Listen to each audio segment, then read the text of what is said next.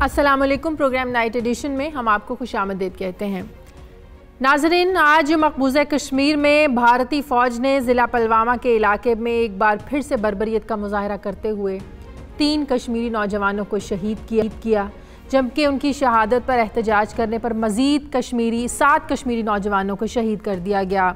لیکن اس ظلم پر سب چپ سادھے بیٹھے ہیں، آخر کیوں؟ اس پر ہم اپنے پروگرام کے پہلے حصے میں بات کریں گے۔ دوسرے حصے میں ذکر کریں گے کہ آج خطے میں امن کے قیام کے لیے افغانستان میں 6 فریقی مذاکرات ہوئے، جس میں پاکستان سمیت افغانستان اور چین نے شرکت کی۔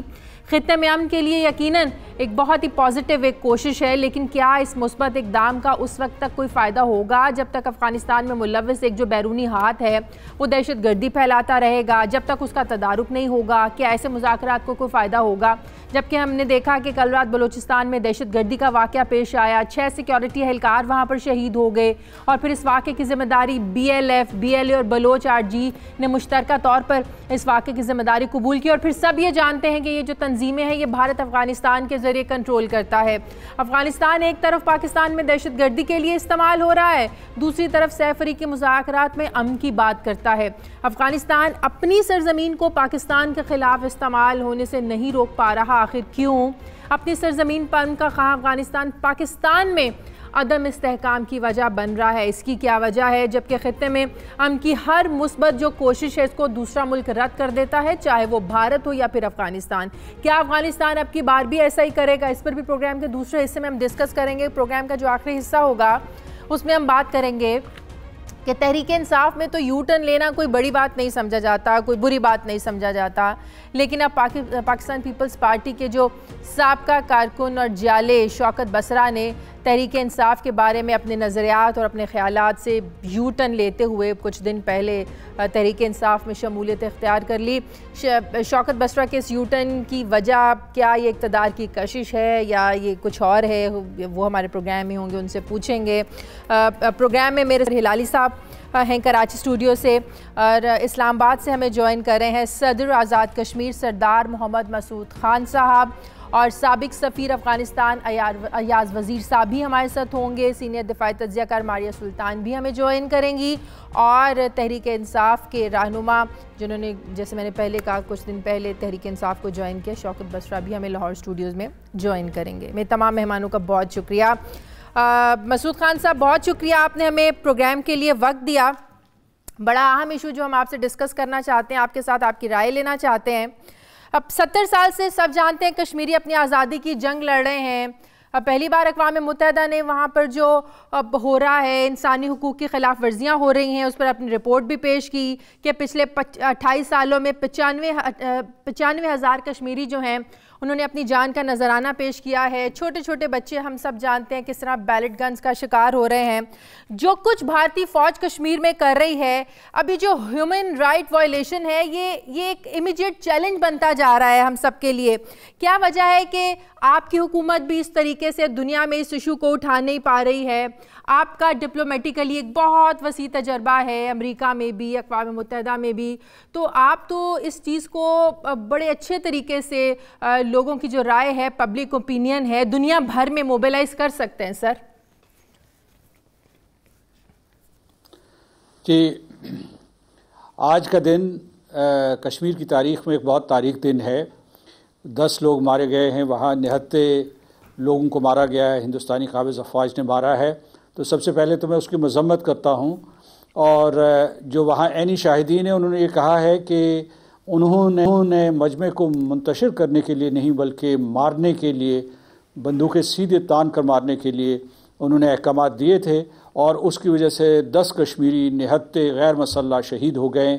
تو ایک مرتبہ پھر جو ہے کشمیریوں کے ساتھ خون کی ہولی کھیلی گئی ہے، قتل عام ہوا ہے، تو اس کی میں مذمت کرتا ہوں۔ وہاں جو متحدہ قیادت ہے، متحدہ مشترکہ قیادت ہے، اس نے بھی اس کی مذمت کی ہے، اور میں سمجھتا ہوں کہ اس وقت یہ لمحہ ہے جب اہل پاکستان کو، اہل آزاد جموں کشمیر کو، اور اس کے علاوہ جتنے تارکین وطن ہیں ان کو کشمیریوں کے ساتھ اظہار یکجہتی کرنا چاہیے۔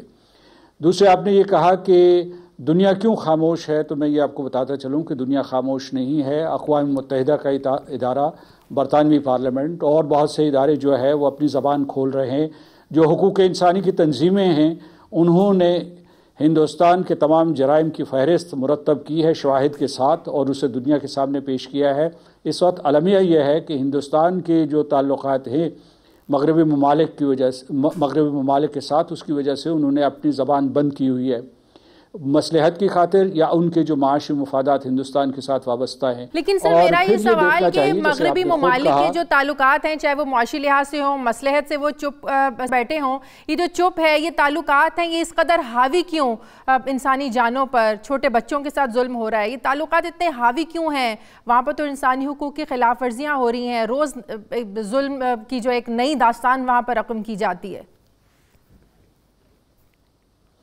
جی، یہ دورے معیار کی وجہ سے ہیں۔ ان کا ایک معیار جو ہے وہ مشرق وسطیٰ کے لیے یا افریقہ کے لیے ہے، ایک جو معیار ہے وہ اہل جموں و کشمیر کے لیے ہے، اور ہندوستان نے بھی جھوٹ بول کے ان کو یہ باور کرایا ہوا ہے کہ وہ مقبوضہ کشمیر میں دہشت گردوں کے خلاف جنگ لڑ رہے ہیں، حالانکہ جو حقیقت یہ ہے کہ ہندوستان دہشت گرد ہے اور نہتے لوگوں کو وہاں مار رہا ہے۔ لہٰذا میں سمجھتا ہوں کہ بحیثیت قوم یہ ہماری ایک قسم کی کمزوری بھی ہے کہ ہمارا جو سچ ہے ہم اس کا پرچار نہیں کر سکتے، اسے صحیح طریقے سے جو ہے ان ایوانوں تک یا ان فورمز تک نہیں پہنچا سکتے۔ اس سلسلے میں ہمیں محنت کرنی چاہیے اور ہمت نہیں ہارنی چاہیے۔ میں یہ سمجھتا ہوں کہ اگرچہ کشمیریوں کے اوپر بہت مشکل وقت ہے لیکن وہ ہمت نہیں ہارے ہوئے، وہ خون دے رہے ہیں اور نہتے ہیں۔ میں ابھی اعداد و شمار کی بات کرتا ہوں کہ ان کے جو اپنے فوجی ادارے ہیں انہوں نے جو اعداد و شمار جاری کیے ہیں، اس کے مطابق انہوں نے کہا ہے کہ انہوں نے 240 ملیٹنٹس، ان کو وہ کہتے ہیں نام نہاد جنگجو جنہیں وہ کہتے ہیں، جنہیں ہم فریڈم فائٹرز کہتے ہیں، ان کو اس سال مارا ہے اور 230 رہ گئے۔ کیا 230 لوگوں کے لیے جو غیر مسلح یا ناقص اسلحہ سے لیس ہیں، کیا ان کے لیے 7 لاکھ فوج کی ضرورت ہے؟ تو میں سمجھتا ہوں کہ وہ سویلینز کے خلاف جنگ لڑ رہے ہیں وہاں، اور یہ جو ہے یہ جنیوا کنونشنز کی خلاف ورزی ہے، یہ جو universal declaration of human rights اور اس کے بعد جتنے کنونشنز بنے ہیں، خاص طور سے کنونشن آن ٹارچر اور اس کے علاوہ یہ جو میس کلنگز ہو رہی ہیں، میس بلائنڈنگز ہو رہی ہیں، ان کے خلاف جو ہے ہم بھی سراپا احتجاج ہیں اور دنیا کو، بین الاقوامی برادری کو ہم نے بتایا ہے، لیکن ہمارا بین الاقوامی برادری سے یہ مطالبہ ہے کہ وہ دوہرے معیار کو ترک کرے اور کشمیریوں کا ساتھ دے۔ صحیح۔ ہلالی صاحب، اقوام متحدہ نے اس سال پہلی بار کشمیر پر کوئی رپورٹ جاری کی ہے کہ میں نے اپنے انٹرو میں بھی بتایا کہ 28 سالوں میں کتنے 95,000 کشمیری جو اپنی جان کا نذرانہ پیش کر چکے ہیں۔ تو یہ اگر دنیا اس کو سمجھ رہی ہے، ان کے موقف کو کی تائید کرتی ہے، جس طرح بھارت پوری دنیا میں یہ موقف پیش کرتا ہے کہ وہ وہاں دہشت گردی کے خلاف جو ہے وہ ایک جنگ لڑ رہا ہے، تو کیا دنیا کو یہ سمجھانا بات اتنی مشکل ہے کہ وہاں پر کیا 70 سالوں سے دہشت گردی ہو رہی ہے؟ یہ اچھا سوال ہے آپ کا، اور یہ آپ نے اچھا آبزرویشن کیا ہے، اور دنیا کو میرے خیال میں 70 سال کے بعد، خاص طور وہ لوگ جو دنیا کے فارن آفیسز چلاتے ہیں اور جو فیصلہ کرتے ہیں، ان کو کوئی ضرورت ہی نہیں ہے سمجھانے کے لیے کہ کشمیر ایشو کیا ہے اور کیا ہو رہا ہے۔ مسعود صاحب نے ذکر کیا کہ کیا عالمی برادری کیا کرنا چاہیے، اور انہوں نے اچھے طریقے سے بتایا کہ انہوں نے خود کیا کر رہے ہیں کوشش، مگر میں اب تھوڑی سی اگر فوکس کرنا چاہتا ہوں آپ کی اجازت سے کہ ہم پاکستان اس وقت کیا کر سکتے ہیں ان کے لیے۔ دیکھیے، یہ ایک جہاد ہے، اب تو یہ کوئی this is not something very small, یہ ایک پورا جہاد ہے، پورے لوگ کشمیر کے موبلائز ہو گئے ہیں مینٹلی اینڈ اسپرچولی۔ اب کیا ہم کر سکتے ہیں کہ ان کو اس جہاد میں مدد کرنے کے لیے؟ اس لیے یہ ہمارا فرض ہے، یہ نہیں ہے کہ انٹرنیشنل لاء کہتا ہے کہ دوسرے لوگ جن کے خلاف جینوسائیڈ ہو رہا ہے ان کو آپ کوئی مدد نہیں کر سکتے ہیں، بالکل کر سکتے ہیں، اور یہ ہمارا فرض ہے۔ اب ہم کیا کر رہے ہیں؟ میرا خیال یہ ہے کہ جو بھی ہم کر رہے ہیں، معاف کریے، کم ہے، اور میرے خیال میں جو ہم کر رہے ہیں اس کو ہمیں ایکسپینڈ کرنے کی ضرورت ہے، اس کو ہم انٹینسیفائی کرنے کی ضرورت ہے۔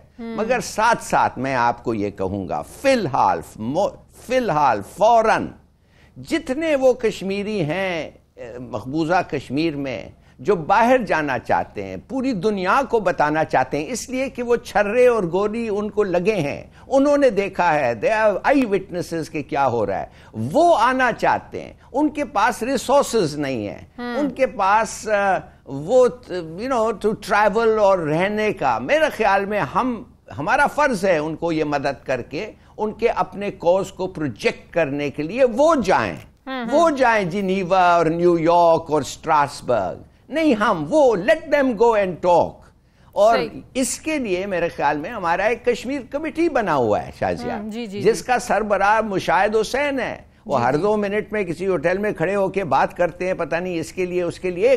اب نکلیں ادھر سے، energize, motivate yourself and go out. صحیح. مسعود صاحب، میرا آپ سے آخری سوال، آپ کو بھی شاید یاد ہو کہ 2004 سے 2007 میں مشرف صاحب کے زمانے میں 4 پوائنٹ ایک فارمولا بنا تھا کشمیر کے مسئلے کو لے کر ہی.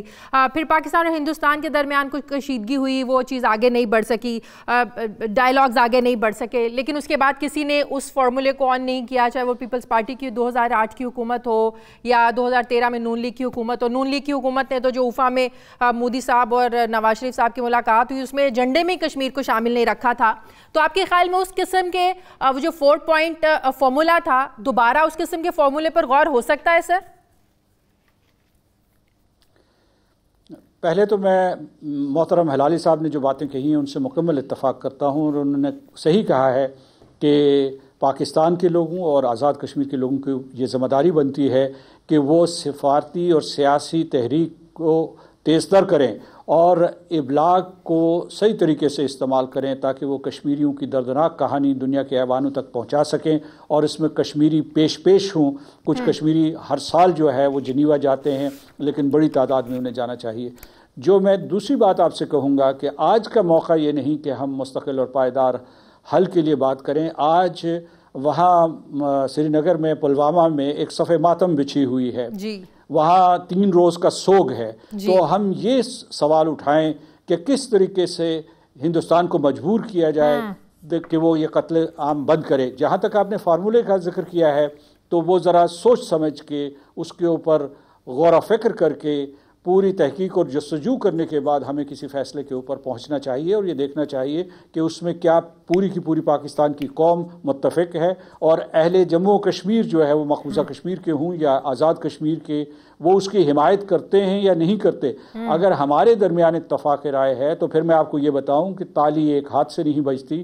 آپ جتنے فارمولے تیار کر لیں، اگر ہندوستان آپ کے ساتھ بات کرنے کے لیے تیار نہیں ہے، گفت و شنید کے لیے تیار نہیں ہے، گیو اینڈ ٹیک کے لیے تیار نہیں ہے، تو آپ کے جو بھی ڈپلومیٹک اوورچرز ہوں گے وہ یک طرفہ رہیں گے.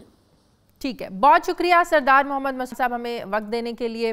مجھے پروگرام میں ایک بریک لینی ہے، بریک کے بعد واپس آ کر بات کریں گی کہ آج کابل میں جو سیف فریقی مذاکرات ہوئے یہ اس خطے کے امن کے لیے کتنی پازیٹیو پیش رفت ہے. ایک چھوٹے سے وقفے کے بعد.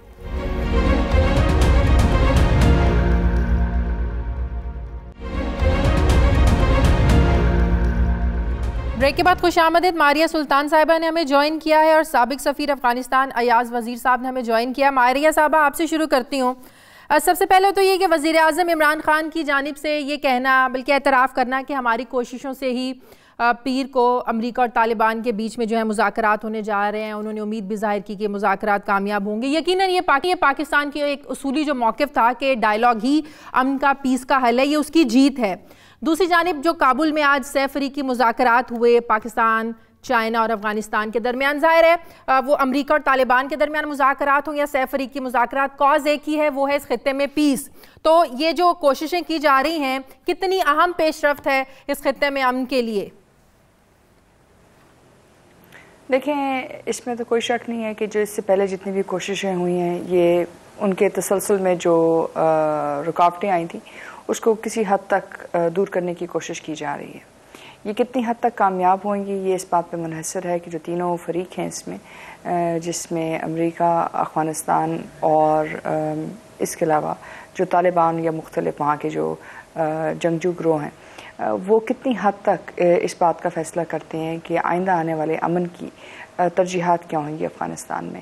اور اس کے علاوہ دوسرے جو اس کے اندر دوسرے جو ممالک جو آپ کہہ سکتے ہیں ایک لحاظ سے ایک طرح سے فریق ہیں، وہ آپ کی علاقائی طاقتیں تھیں. تو اس وقت علاقائی طاقتیں تو ایک مثبت رول میں نظر آ رہی ہیں، لیکن بہرحال اس بات کا فیصلہ کہ کتنی حد تک یہ پیس جو ہے یا یہ امن جو ہے قابل قبول ہوگا تمام فریقوں کو، یہ اسی بات کے اوپر اس کا انحصار ہے کہ افغانستان کی حکومت اور خاص طور کے اوپر امریکہ جو ہے کس طرح اس کے لیے آگے بڑھنے کے لیے جو ہے نہ صرف کوشش کرنے کے لیے تیار ہے، لیکن اس کے ساتھ ساتھ کتنی حد تک سیاسی، معاشی اور جو سیکیورٹی کی جو مختلف ان کے حلقۂ اثر ہیں اس میں کتنی حد تک یہ پاور شیئرنگ کرنے کے لیے تیار. لیکن ان تمام چیزوں کی پس پشت سب سے بڑا مسئلہ اس وقت افغانستان کے آئین کا ہے. افغانستان کی سیکیورٹی فورسز کی جو امداد ہیں جو اس وقت امریکہ کے اوپر منحصر ہے، تقریباً $4.2 بلین سالانہ، اور اس کے علاوہ جو ایک طرح سے آپ کہہ سکتے ہیں صلاحیت ہے حکومتی، ان کی تمام تر چیزوں کا جو دار و مدار ہے وہ اس وقت بیرونی امداد کے اوپر ہے.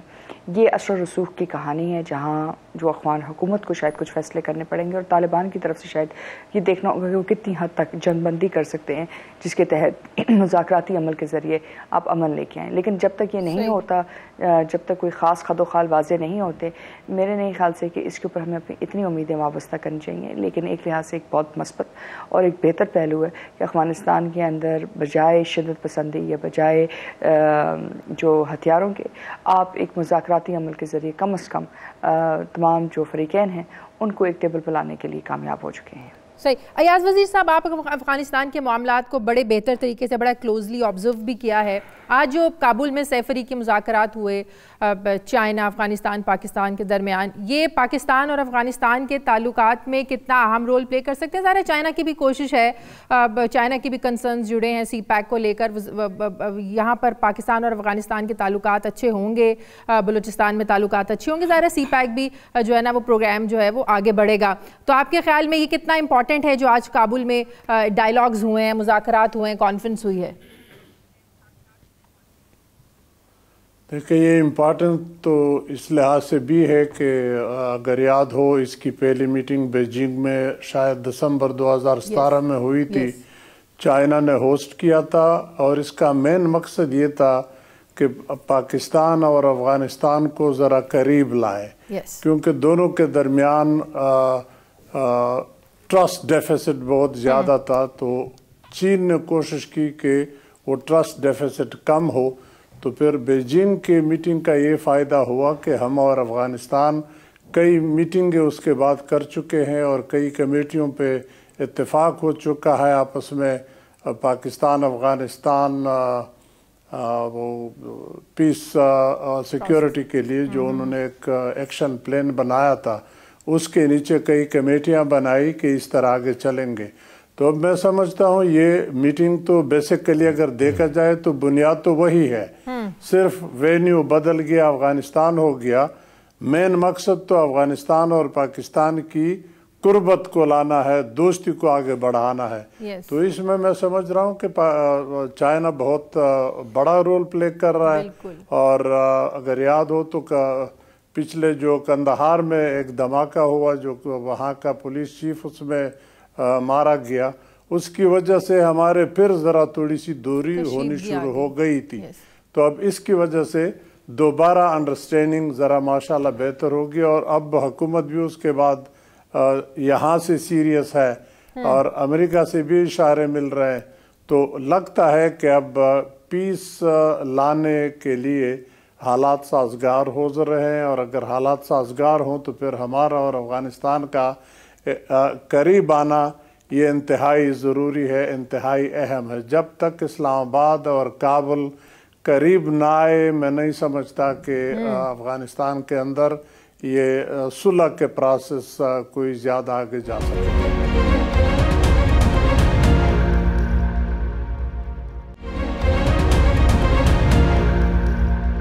علی صاحب، ایک اور بڑا اہم مسئلہ ہے نا کہ ایک طرف تو افغانستان اپنے ملک میں امن کی بات کرتا ہے، دوسری طرف آپ دیکھیں کل بلوچستان میں جو سیکیورٹی فورسز پر حملہ ہوا جس کی ذمہ داری BLF نے قبول کی. آپ کو پتہ ہے کہ سب جانتے ہیں کہ انڈیا سپورٹ کرتا ہے ایسی تنظیموں کو افغانستان کے راستے. افغانستان کی ظاہر ہے پھر سرزمین پاکستان کے خلاف استعمال ہو رہی ہے.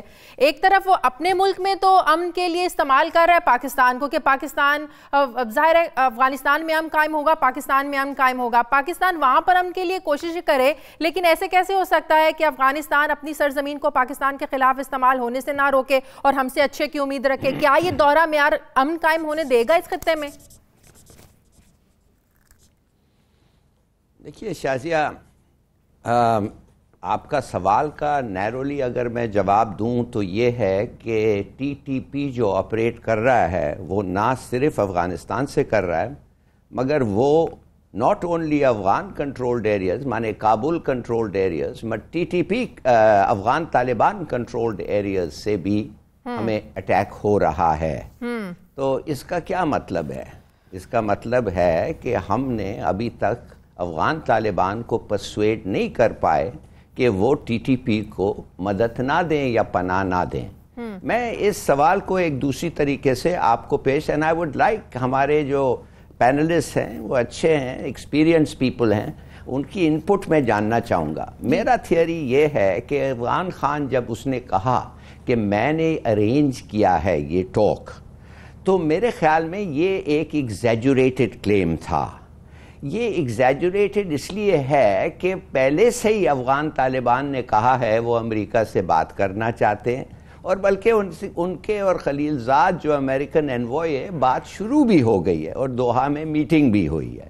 تو یہ کہنا کہ میں نے ارینج کیا ہے ان کو دبئی میں ان کا ملاقات، ایسے لگتا تھا کہ ان لوگ ملنا نہیں چاہتے تھے مگر انہوں نے کچھ پرسویڈ کیا ہے۔ That is not correct. دوسری چیز میں سمجھتا ہوں یہ تھوڑا سا خطرناک ہے۔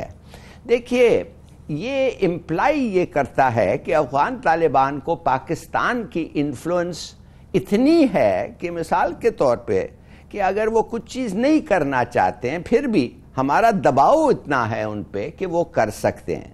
اب میں آپ کو پوچھنا چاہتا ہوں اگر ہمارا دباؤ ان پہ اتنا واقع ہے تو کیوں نہیں آج تک ہم نے ان کو ڈورینڈ لائن کے بارے میں منایا اور کہا کہ یہ انٹرنیشنل باؤنڈری ہے؟ کیوں نہیں ہم نے اب تک ان کو پرسویڈ کیا کہ ٹی ٹی پی کو آپ پناہ نہ دیں، یا اگر وہ آپ کے علاقے میں آتے ہیں ان کو ادھر سے آپریشنز لانچ نہ کرنے دیں؟ تو میں یہ سمجھتا ہوں کہ اس قسم کا جو امپریشن ہے جو ایک فالس ہے وہ امریکنوں کو ایک ہینڈل دیتا ہے کہ وہ پھر آ کے پاکستان کو کہیں ناؤ ہمیں پتہ ہے کہ وہ اگر وہ نہیں آنا چاہیں آپ لے آئیں تو لہٰذا ڈو مور۔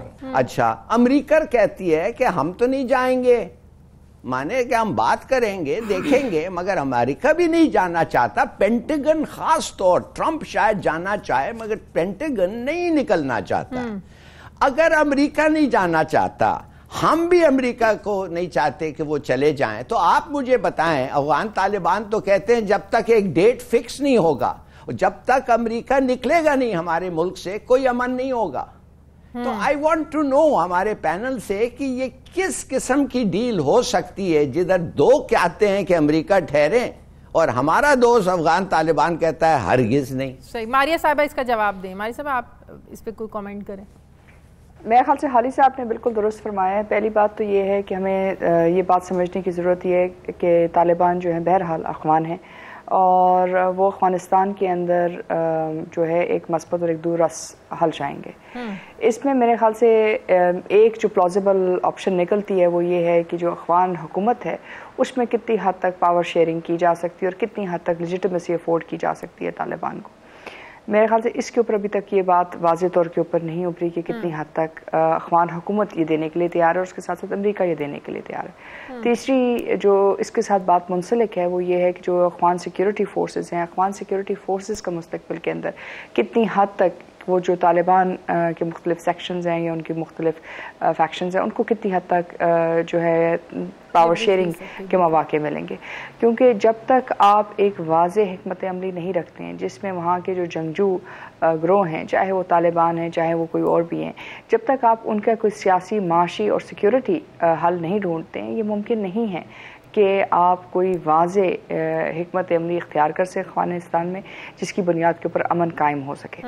اس میں بھی کوئی شک نہیں ہے کہ افغانستان سے امریکہ نہیں جانا چاہتا، اس میں بھی کوئی شک نہیں ہے کہ اس وقت وہ چاہتے ہیں کہ مذاکرات کے ذریعے بغیر بڑی قیمت ادا کیے وہ ایک باعزت طریقے سے وہاں سے اپنا کچھ حد تک انخلا کر سکے لیکن اپنا اثر و رسوخ جو ہے وہ قائم رکھ سکے۔ تو ان تمام صورتحال میں جو آپ کے دیہی علاقے ہیں جس کے اوپر ایک طرح سے طالبان جو ہے 60% سے زائد علاقوں کے اوپر ان کو قابض ہیں یا ان کا اثر و رسوخ ہے، اور دوسری طرف افغان حکومت ہے جو کبھی کہا جاتا ہے کابل تک محدود ہے، کبھی کہا جاتا ہے صرف اہم شہروں تک محدود ہے.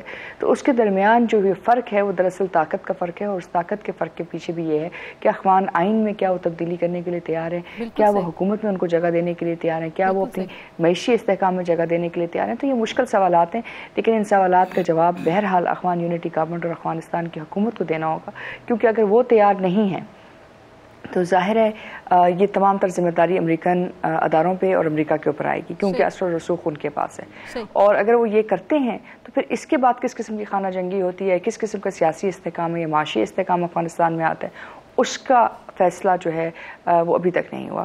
اس میں ایک لحاظ سے آپ کہہ سکتے ہیں کہ شاید علاقائی طاقتیں جیسے پاکستان، چین کچھ اپنا کردار ادا کر سکتے ہیں، لیکن آپ نے جیسے کچھ عرصہ پہلے بھی کچھ تھوڑی دیر پہلے سوال اٹھایا، جو اس وقت بین الاقوامی انٹیلیجنس ایجنسیز کا اثر و رسوخ ہے افغانستان میں وہ بھی کسی سے ڈھکا چھپا نہیں ہے.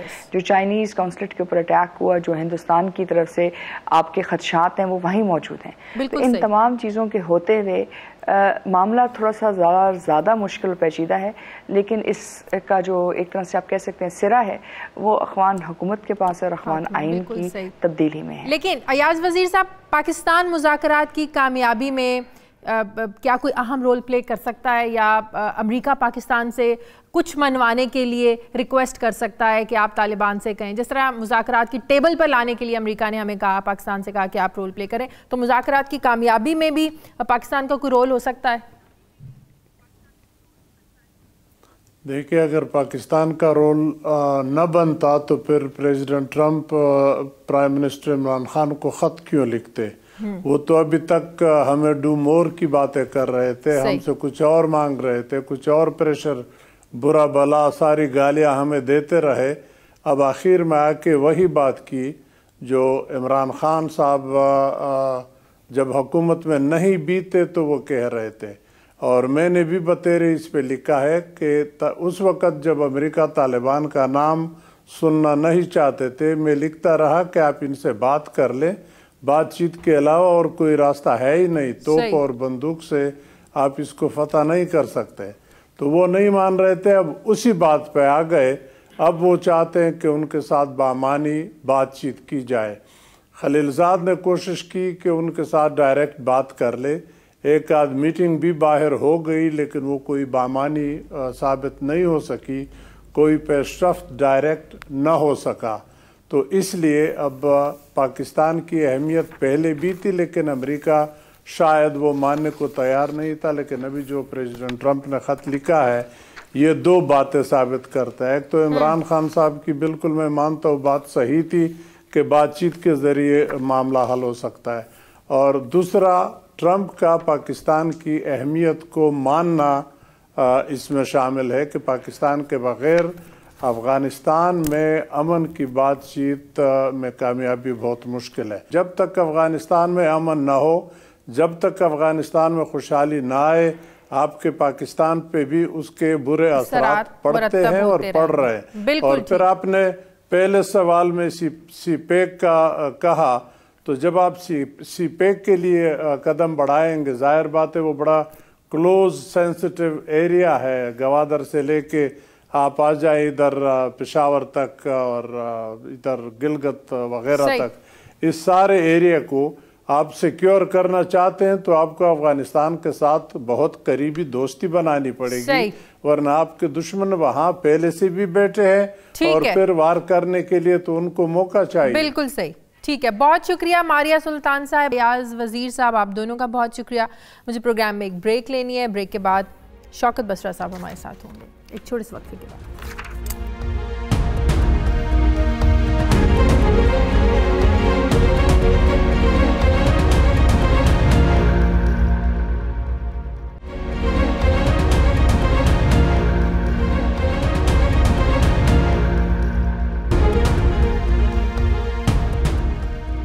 وقت کم ہے، ڈائریکٹ یلغاری ہو جائے تو بہتر ہے. بسرا صاحب، وہ تو مجھے اندازہ ہے کہ شازیہ جو ہے وہ گوگلیاں بھی پھینکے گی اور باؤنسر بھی کرے گی. اتنی پرانی رفاقت، یہ اچانک تبدیلی کیا آئی؟ پیپلز پارٹی سے آپ نے سفر کا آغاز کیا، 93 سے آپ نے آغاز کیا، قاتلانہ حملے بھی ہوئے آپ پہ، پارٹی کے ساتھ کھڑے رہے آپ، یہ اچانک کیا ہو گیا ہے؟ کوئی پی ٹی آئی کے اقتدار کی کوئی اٹریکشن بہت زیادہ ہو گئی ہے؟ شازیہ پہلے تو آپ کا شکریہ کہ آپ نے موقع اظہار کرنے کا موقع دیا. میں ہارون آباد کی گلی محلوں کا ایک چھوٹا سا کارکن ہوں. وہیں پہ بھاگتا تھا، دوڑتا تھا، سائیکلوں پہ، موٹر سائیکلوں پہ. ضلع بہاول نگر ویسے ہمارے وہاں پہ آج بھی اخبار ایک دن لیٹ جاتا ہے. وہاں سے کارکن اٹھتا ہے، جدوجہد کرتا ہے، اور 25 سال میں نے اپنی زندگی کو تھوڑا ٹائم نہیں ہوتا میں نے کوئی مفاد، کوئی کرپشن، کسی قسم کی میں چیلنج دیتا ہوں آپ کو. میں پہلے پروگرام میں کہا ہے کہ اس وقت پاکستان کا سب سے بڑا مسئلہ کرپشن ہے. 25 سال شوکت بسرا نے کارکن نے گزارے ہیں. ایک آدمی کو ثابت کر دے کہ شوکت بسرا کسی کی پائی کا روادار ہے. میں چیئرمین نیب کو کہتا ہوں، تمام اداروں کو کہتا ہوں کہ جس نے لوٹا وقت آ گیا کہ اس کو لٹکائیں. شوکت بسرا نے اس ڈیووشن کے ساتھ کام کیا. اگر میں نے پارٹی چینج کرنی ہوتی شازیہ کسی مفاد کی خاطر، کسی پوزیشن کی خاطر، پارٹی چھوڑیے، نکالا ہے آپ کو، بتائیں نا، ٹائم کم ہے، میرے سوالوں کا جواب دیں. اب سن لیں. کسی عہدے کی خاطر میں نے پارٹی چھوڑنی ہوتی تو میں الیکشن سے پہلے ٹکٹ کی خاطر چھوڑتا. میرے حلقے میں کوئی کینڈیڈیٹ نہیں تھا، سیٹ ایڈجسٹمنٹ ہوئی وہاں پہ، میں نون کے پاس جاتا. میں تحریک، اگر مجھے یہ ہوتا کہ میں تو انڈیپینڈنٹ لڑ رہا تھا، میری کانسٹیچوئنسیز کے حالات ایسے تھے، اور جب میں الیکشن لڑ رہا تھا اور میں نے لیڈرشپ کو جا کے کہا کہ مجھے آزاد لڑنے دیں، ہمارے کچھ اور لیڈران نے بھی کہا، میاں منظور لیکن آپ ہار گئے. ہار جیت تو پھر الیکشن کا حصہ ہے نا. میاں منظور احمد بٹو صاحب بھی آزاد لڑے. مجھے 55-60 ہزار لوگوں نے ووٹ دیا ہے. اب ان لوگوں کا میں کیا کروں جنہوں نے مجھے ووٹ دیے ہیں؟ آخر 99% ہارون آباد، فوٹ آباد، مروٹ، کچی والا، یتیم والا کے لوگوں نے مجھے یہ کہا. میں تو 3 مہینے پھر گھر بیٹھا رہا چپ کر کے. آپ کو پتا ہے میں تو کارکن آدمی ہوں، میڈیا کا بندہ تھا، آنے والا 24 گھنٹے آپ سے انٹریکشن ہوتا تھا. میرے لوگوں نے کہا کہ آپ تحریک انصاف میں جاؤ. اس تحریک انصاف میں جس چیئرمین عمران خان کو ڈھنگ نہیں تھا، جو تضادات کا مجموعہ تھا، جس کے کانوں میں کوئی بات کر دے اور اس کو کچھ وہ دوسروں کے پیچھے لگنے والا تھا، وہ یہ ایک دم تبدیلی کیسے؟ ایک تو میں سمجھتا ہوں کہ انسان ہے، انسان خطا کا پتلا ہے، منہ سے غلطیاں بھی ہوتی ہیں، نکلتی بھی ہیں. غلطی کہوں یہ پارٹی لائن تھی، لیکن یہ میں کہنے لگا بات. اب سن لیں. شوکت بسرا جس کارکن کا نام ہے نا، میں پینڈو بندہ ہوں اور دھڑے کا بندہ ہوں. میں جس کے ساتھ ہوتا ہوں اس کے ساتھ ہوتا ہوں. یہ میں نے کبھی لیفٹ رائٹ نہیں کیا، کبھی مشرق مغرب نہیں دیکھا. میں پارٹی کے ساتھ اور پارٹی کے ساتھ کھڑا رہا. اب میں اگر تحریک انصاف میں آیا ہوں نا، میں خان صاحب کے مشن، خان صاحب کی سوچ، ان کی ڈیووشن، اس کے مطابق فیصلہ کر گا، اور یہاں بھی وہاں سے زیادہ کھل کے کھیلوں گا. آپ دیکھیں گے اگر میں تحریک انصاف، میں نے کل کہا ایک پروگرام میں کہ میرے کسی الفاظ سے، میرے کسی بات سے تحریک انصاف کے کارکنوں کے لیڈرشپ کے خان صاحب کے دل دکھے ہوں، میں معذرت خواہ ہوں. میں خان صاحب کے پاس گیا، وہ بڑے آدمی، میں کیوں کہتا ہوں جو بندہ معاف کرتا ہے نا اس سے بڑا کوئی نہیں ہوتا. میں ان کے پاس ملا اور جس عزت کے ساتھ انہیں جوائننگ کرائی، جس عزت کے ساتھ انہیں ملے، ان کو پتا تھا میں تنقید کرتا رہا ہوں ان کے اوپر. صحیح. یقین مانیے ان کے الفاظ یہ تھے، ہمیں بہت خوشی ہے آپ کے آنے کی، اور آپ کا ملک کی سیاست میں کردار کو میں سراہتا ہوں. میں نے کہا جی انشاءاللہ اب میں آپ کا سپاہی بن کر، چونکہ میں ایک سیاسی کارکن ہوں، سیاسی کارکن یہ تو نہیں ہو سکتا کہ چپ کر کے گھر بیٹھ جائے. صحیح. اب اور دوسری بہت ساری باتیں دیکھیں. میں اب ایک بات کہنا چاہتا ہوں، شازیہ سن لیں. ضیاء الحق کے خلاف ہم نے جنگ لڑی. کس کے ساتھ؟ جنہوں نے شہید ذوالفقار علی بھٹو کو تختہ دار پہ لٹکایا. وہی نون لیگ جس کے خلاف ہم جنگ لڑتے رہے. بدقسمتی کیا ہے، آخر آپ نے جب سیاست کرنی ہے نا، اگر اب سیاست کی حالت یہ ہے کہ آپ، اگر ہم نے کیا کہا الیکشن سے پہلے، کیا کہتے رہے، میں نواز شریف کے ساتھ جنت میں بھی نہیں، سارا کچھ کیا ہم لوگوں نے. آج پھر ہم ان کے ساتھ مل گئے. آخر میں نے سیاست نہ کرتا تو کیا کرتا. صحیح. تو پھر ہم نے فیصلہ تو لینا تھا. اور دوسری بات یہ میں اوپر سے نہیں کہہ رہا، دل سے کہنے لگا. کیا خان صاحب نے جو مدینہ کی ریاست کی بات کی ہے نا، میں آپ کو آج ڈاکٹر میں مولانا نہیں میں ویسے کہہ رہا ہوں، مولانا طارق وہ اب سے بات نہیں کر رہے. مولانا طارق جمیل صاحب نے اس بات کو آگے بڑھایا ہے انسان کو. اور جب وہ وزیر اعظم نہیں تھے، میں بڑی بڑی باتیں ظاہر ہے میری اپنی ان کی شخصیت کے متعلق سوچ تھی، ہو سکتا میں غلط، دل چاہ رہا تھا چلاؤں لیکن میں نے چلائی نہیں. لیکن شازیہ آپ کی مہربانی کل سے چل رہی ہیں. لیکن شازیہ کو بات بتاؤں، آپ کے پروگرام میں بھی میں نے باتیں کی، میرے پروگرام میں چل رہا ہے، اور آپ کا ہر جگہ میرے پروگرام کے کلپس چل رہے ہیں. ظاہر ہے یہ تو چیزیں ریکارڈ کا حصہ بن جاتی ہیں. لیکن ایک بات بتاؤں کہ شوکت بسرا نے جو بات کہی، جب بطور وزیر اعظم میں نے خان صاحب کے رول کو دیکھا 3-4 مہینے میں، یقین مانیے گا ان کی سادگی، یہاں تو ایک کلرک مان نہیں ہوتا، ایک سپاہی مان نہیں ہوتا. وہی شلوار قمیض، وہی سوٹ، وہی کون لیتا تھا بدرا کی میٹنگ؟ اور کرپشن کے حوالے سے جو باتیں کرتے تھے انہوں نے بطور وزیر اعظم بھی اس پہ زیرو ٹالرنس رکھی ہے. صحیح. میں ذرا ہلالی صاحب کا کامنٹ لے لوں. ہلالی صاحب, جس پیپلز پارٹی کو یہ چھوڑ کے آئے ہیں اسی کے صدر زرداری صاحب کا لہجہ آج آپ نے دیکھا 3 سال کے بعد, مجھے تو لگا دوبارہ ان کا وہ لہجہ جاگ گیا ہے. جب انہوں نے وہ بات کی تھی اینٹ سے اینٹ بجانے والی, پھر ملک چھوڑ کے چلے گئے, آج پھر انہوں نے یہ بات کی جن کی نوکری 3 سال کی ہو ان کو فیصلے کرنے کا کیا حق ہے. بیچ میں ہمیں کچھ عرصہ خاموشی نظر آئی, زرداری صاحب کی یہ کامنٹ, یہ لہجہ ہمیں نظر نہیں آیا. ایک دم اتنے ایگریشن کی آپ کو کیا وجہ لگتی ہے؟ وہی زرداری صاحب جو پارلیمنٹ میں کھڑے ہو کے عمران خان کو کہتے ہیں کہ آئیں ہم آپ کے ساتھ چلنے کو تیار ہیں. آپ کو کیا لگتا ہے ایک دم اتنی ایگریشن کیوں آ گئی زرداری صاحب میں؟ زرداری صاحب جو ہیں وہ بالکل صحیح کہہ رہی ہیں آپ, بڑا ہمت والا سوال ہے. اس لیے تو اب تو وہ نکل بھی نہیں سکتے ہیں نا, وہ ECL پہ ہیں, تو پہلے اینٹ سے اینٹ کہہ کے آرام سے نکل گئے, اب تو نکل بھی نہیں سکتے. میں تو اس کے معنی ہاں ہے کوئی, میں کہتا ہوں کہ زرداری صاحب کا اب ایک ہی ایونیو ہے کہ وہ اتنا پریشر ڈالیں کہ کچھ ڈیل آ جائے اور ان پہ وہ کچھ ہاتھ ان پہ ہلکا رکھا جائے. میں نہیں سمجھتا کہ ہی کین اسکیپ پنشمنٹ. مگر 2-3 چیزیں دیکھیے, کیا افسوس کی بات ہے, اس لیے کہ میں بھی بی بی کے لیے کام کیا تھا, کیا افسوس کی بات ہے کہ یہ پارٹی جو کوئی نہیں خراب کر سکا, زرداری صاحب نے سنگل ہینڈڈلی اس کو تباہ کر دیا اور پنجاب میں اس کو ختم کر دیا ہے. ایبسولوٹلی یہ ایک واقع ایک پروونشل پارٹی رہ گئی ہے.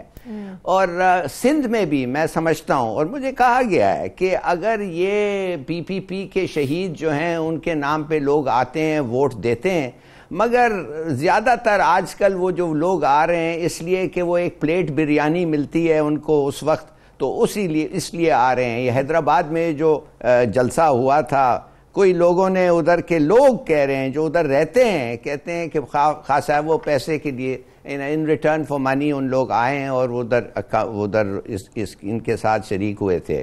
تو میں سمجھتا ہوں کہ یہ سب جو ہے ایک ٹیکٹک ہے کہ ایک ڈیل ہو. افسوس سے کہنا پڑتا ہے کہ PPP اب ایز اے نیشنل پارٹی ختم ہو گئی ہے, ایک پروونشل پارٹی رہ گئے ہیں.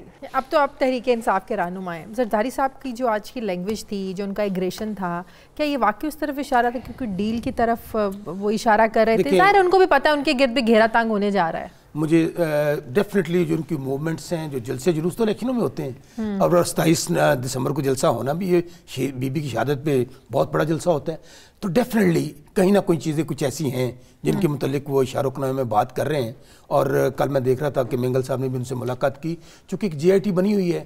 GIT کے اندر میں اس سے پہلے اس لیے کمنٹ نہیں کرنا چاہتا, دودھ کا دودھ پانی کا پانی ہو جائے گا میرے خیال میں, جنوری کے پہلے ویک میں اس کا رزلٹ آ رہا ہے. لیکن ایک بات دیکھیں, خان صاحب نے جب ہم کہتے ہیں کہ جس نے ڈاکے مارے ہیں, چوریاں کی ہیں, لوٹا ہے, ان کے ساتھ بالکل ان کو پکڑا جانا چاہیے اکراس دی بورڈ, خواہ وہ کسی پارٹی میں ہو خواہ کسی ادارے میں ہو.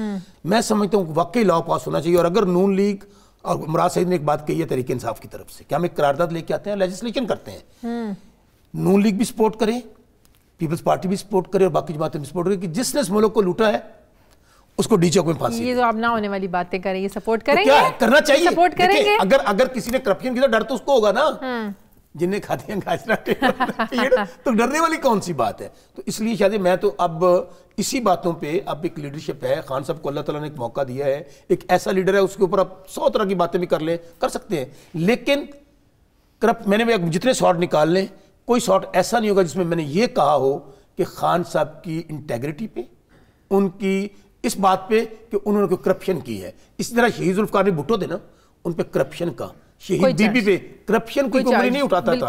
اسی طرح خان صاحب کو جو سب سے بڑا پلس پوائنٹ ہے وہ یہ ہے کہ ان کے اوپر کرپشن کے حوالے سے یہ ہے بہت بڑا یو ٹرن, لیکن مثبت, in the interest of Pakistan, in interest of constituency, in the interest of my حلقہ NA 169 ہارون آباد فورٹ آباد, ان لوگوں کے لیے جہاں پہ چلے اب آپ بھی یو ٹرن کو سپورٹ کریں. بہت شکریہ شوکت بسرا صاحب, ہلالی صاحب.